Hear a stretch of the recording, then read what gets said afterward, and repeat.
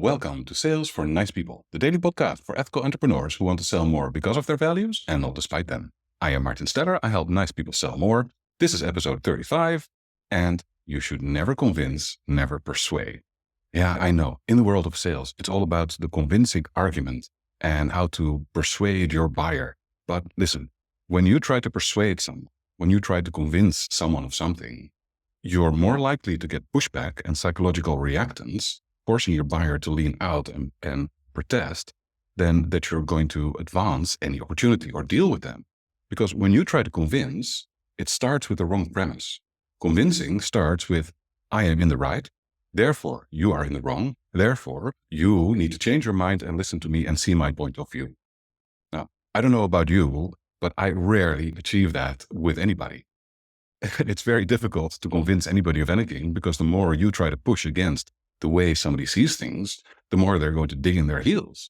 So if you want your deals, if you want your sales, if you want any relationship with anyone to be more effective and you want to get more done with people, and yes, you want more people to buy from you, instead of convincing and persuading, take their perspective. Put yourself in their shoes.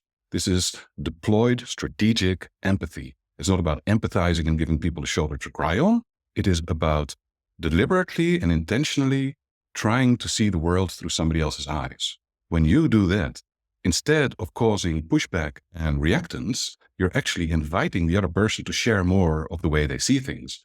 And this then is going to cause both of you to create a shared vision on what the situation and the possible solution would look like. It's much more fun. It is much easier. You don't make the other person wrong. And you learn in that conversation what their concerns and objections are. And then you don't have to do any convincing. You don't have to do any persuading. You're simply trying to learn their perception.